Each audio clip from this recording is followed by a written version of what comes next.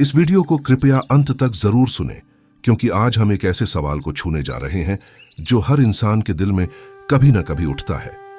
क्या सब कुछ पहले से तय है? क्या भाग्य हमारा भविष्य लिखता है या हमारे कर्म? यह प्रश्न केवल दिमाग का नहीं, आत्मा का है, और इसका उत्तर जानना जीवन की दिशा को बदल सकता है। सुबह की पहली किरण जब खिड़की से कमरे में दाखिल होती है तो हम सोचते हैं, आज कैसा दिन होगा। कुछ लोग मानते हैं कि सब कुछ पहले से लिखा हुआ है, हम केवल पात्र हैं जो ईश्वर द्वारा लिखी स्क्रिप्ट निभा रहे हैं। वहीं कुछ लोग कहते हैं कि हम ही अपने भाग्य के निर्माता हैं। तो सच्चाई क्या है? क्या हमारा जीवन कर्मों का परिणाम है या नियति का फैसला? कर्म और भाग्य, ये दो शब्द सुनने में साधारण लगते हैं, लेकिन यही जीवन की धुरी है। आइए इसे एक छोटे से उदाहरण से समझते हैं। एक किसान है जो रोज खेत जोतता है, मेहनत करता है, बीज बोता है, पर बारिश नहीं होती। क्या उसका कर्म व्यर्थ गया? नहीं, उसका कर्म तो पूर्ण था, पर प्रकृति का साथ न होना यही भाग्य था। लेकिन अगर वह किसान हार मान ले और अगले साल प्रयास न करे, तो क्या वह फिर से उगेगा? नहीं। मतलब यह है कि भाग्य वही है जो हमारे कर्मों के बीच आता है, पर अंतिम निर्णय हमेशा कर्म का होता है। कर्म वह बीज है जो हम हर दिन बोते हैं, अपने विचारों से, शब्दों से और क्रियाओं से। भाग्य वह मौसम है जो तय करता है कि फसल कैसी होगी, जल्दी या देर से, छोटी या बड़ी। लेकिन अगर बीज ही न बोए जाएं, तो मौसम कितना भी अनुकूल हो, कुछ नहीं उगेगा। इसी तरह यदि हम जीवन में कुछ किए बिना केवल भाग्य को कोसते रहें, तो परिणाम कभी नहीं आएगा। यह जानना बेहद जरूरी है कि कर्म हमारे हाथ में है और भाग्य उसके बाद की कहानी है। आइए अब एक और उदाहरण लेते हैं। दो बच्चे एक ही स्कूल में पढ़ते हैं, दोनों को एक जैसी किताबें मिलती हैं, एक जैसे शिक्षक, लेकिन एक बच्चा टॉप करता है, दूसरा पास भी नहीं हो पाता। क्या इसे केवल भाग्य कहेंगे? नहीं, फर्क उनके कर्मों में था। एक ने नियमित अध्ययन किया, दूसरा लापरवाह रहा। यही कर्म और भाग्य का यथार्थ संबंध है। प्रारंभ कर्म से होता है, लेकिन परिणामों को भाग्य के रूप में देखा जाता है। कभी कभी लोग कहते हैं कि अगर सब कुछ कर्म से तय होता है, तो जो जन्म से ही किसी बीमारी के साथ आता है या किसी अत्याचार का शिकार होता है, उसका क्या दोष? यह सवाल गहरा है। यहाँ हमें जीवन को केवल एक जन्म की दृष्टि से नहीं देखना चाहिए। आत्मा की यात्रा बहुजन्मीय होती है। जो कुछ हमें इस जन्म में मिल रहा है, वह किसी पूर्व जन्म के कर्मों का फल हो सकता है, जिसे हम समझ नहीं पाते, इसलिए उसे भाग्य कह देते हैं।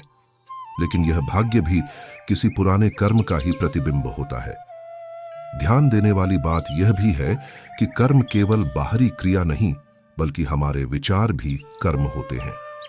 अगर आप किसी के लिए ईर्ष्या, घृणा या बुरा सोचते हैं, तो वह भी आपके जीवन में वैसा ही प्रभाव लाता है। और अगर आप भीतर से प्रेम, दया और सेवा की भावना रखते हैं, तो वह ऊर्जा भी आपके जीवन में सकारात्मकता बनकर लौटती है। यही वजह है कि कुछ लोग केवल अपने भावनात्मक शुद्धता से भी खुशहाल जीवन जी लेते हैं, जबकि कुछ बाहर से सब कुछ होते हुए भी अंदर से खोखले होते हैं। हमारे पूर्वजों ने कहा, जैसा बोओगे वैसा काटोगे।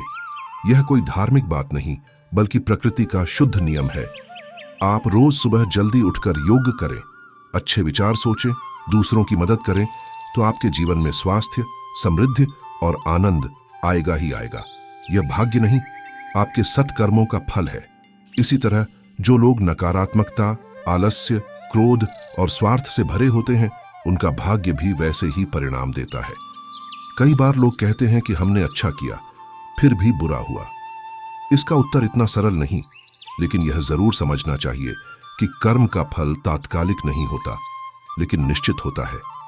जैसे बारिश का पानी जमीन में जाकर देर से फसल को पोषण देता है, वैसे ही कर्मों के परिणाम कभी कभी समय लेकर आते हैं, और यह समय ही अक्सर हमें भाग्य समझ में आता है। इसलिए धैर्य सबसे बड़ा धर्म है। कर्म और भाग्य का संबंध समझने से जीवन में शक्ति आती है। जब हम यह समझ लेते हैं कि हम ही अपने जीवन के निर्माता हैं, तब हम शिकायत करना छोड़ देते हैं और जिम्मेदारी लेना शुरू कर देते हैं।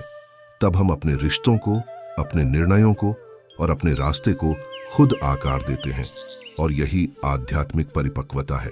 अब यह भी समझिए कि जब हम सत्कर्म करते हैं, तो वह केवल हमारे जीवन को नहीं बदलते, बल्कि दूसरों के जीवन में भी उजाला लाते हैं। किसी भूखे को रोटी देना, किसी दुखी को मुस्कुराहट देना, किसी टूटे हुए को सहारा देना, ये कर्म अगले जन्मों तक साथ चलते हैं। यही वह बीज हैं जो भविष्य के भाग्य को स्वर्णिम बनाते हैं।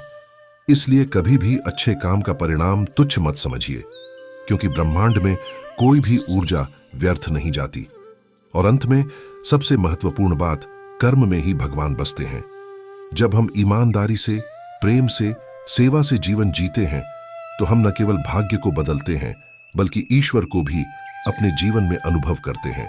भाग्य लिखने वाला भगवान हमारे अंदर ही बैठा है, हमारे विचारों में, हमारे कर्मों में। उसे बाहर मत खोजिए, अपने हर अच्छे कर्म में देखिए। अगर इस विचार ने आपके भीतर कोई हलचल जगाई हो और आपको यह एहसास हुआ हो कि आप अपने जीवन के शिल्पकार हैं, तो यह केवल जानकारी नहीं, आत्मा की जागृति है। ऐसे ही और आध्यात्मिक ज्ञान और आत्मा को जागृत करने वाले विचारों के लिए हमारे चैनल डिवाइनी डेप्थ को अभी सब्सक्राइब करें, क्योंकि यह चैनल केवल ज्ञान नहीं देता, यह आपको आपके भीतर छिपे ईश्वर तक ले जाता है।